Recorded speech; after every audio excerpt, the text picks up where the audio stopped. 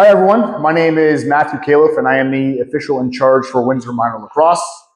As many of you may know, the Canadian Lacrosse Association has now switched over to the World Lacrosse rules for this season going forward. So there are actually just over 120 rule changes. So big changes that I'm going to sort of go through. We're not going to go through all of them right now. We could be here for hours doing that, but we'll go through some of the main rule changes. We'll start off with the player stick. So for U11 and below, the player stick is going to be between 34 inches and 42 inches in length. Okay, U13 and above, so U13, U15, U17, U22 is going to be between 40 and 42 inches. The width of the player stick is also changed from 4.5 inches to 7 inches. So with that being said, if the player stick is illegal, it gets taken to the timekeeper's box for the remainder of the game, and there's a penalty. One of the major changes with player sticks is if a goal is scored and then a stick is challenged before the face-off after that goal, and it becomes illegal, say it's 44 inches in a U17 game, that goal actually gets disallowed and the stick remains in the timekeeper's box. So with a stick being illegal and a goal scored, it can actually be disallowed. So face-offs are going to look a bit different this year. The restraining lines are going to be a bit farther out, and the actual draw men are going to have to be on the defensive side with their body on the face of their stick, if that makes any sense. And the sticks have to be approximately 8 inches apart. So 4 inches from the ball for one stick and 4 inches from the ball from the other stick. And when the referee that's doing the actual draw puts the ball down and says set, nobody can move. The two draw men cannot move. If they do, then it's a violation. Okay, and then it goes to the other team. Another big change this year is the 10-second count. So in previous years, it was only when you're shorthanded, you had 10 seconds to get over half.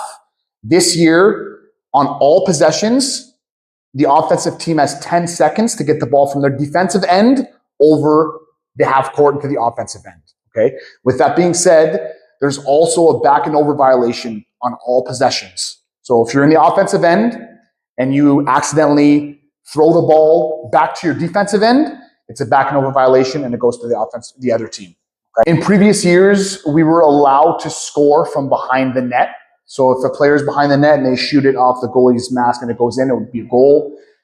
With the World Lacrosse rules, you are not allowed to score a goal from behind the net. Also with the World Lacrosse rules, both feet can be behind the goal line and you're allowed to shoot it as long as the head of your stick is on the other side of the goal line, if that makes any sense. Another thing that'll be quite different this year is delayed penalties. So if a referee has a delayed penalty and there's a shot on net, everyone usually expects us to blow it down. That's not how it goes. So the delayed penalty will stay up until the defensive team gains possession or the ball ends up back in the other end of the court. Okay? Stacked penalties. So if a team has 2 penalties on the go, say there's a minute 50 and then a minute on the second penalty, and they end up getting a third penalty, there will be a penalty shot. Okay, so that's a big change this year. So there will be a penalty shot, and that third penalty still will be served. So the penalty with the least amount of time will be out. That third penalty will go in, and the team will get a penalty shot. Another big change this year is with regards to high sticking, which has been a focus call for the Ontario Lacrosse Association and Canadian Lacrosse Association for years and years. So in the past, high sticking, you were allowed to give a 2-minute for. That is no longer the case. Any high sticking penalty hit to the head will be a 5-minute major at minimum. Crease play, a lot of changes with regards to crease play. So right now, with the new World Lacrosse rules, there'll be 4 seconds to get the ball out of your own crease. So once that goalie picks the ball after a save, he'll have 4 seconds to get it out of that crease. The offensive team can actually use their stick and dig for a ball in the crease, which will be new for a lot of people. So if the ball's loose in the crease, the offensive player can actually use his stick and try to get that ball. Okay, he cannot bat the ball in the net while it's in the crease when he's out of the crease. Another big change for that is if you're in your own crease and the ball is outside of the crease, the defensive player is allowed to trap it and bring it back in the crease. Whereas previous rules, that would be a back and in. That's no longer the case. So he's allowed to bring the ball back in the crease.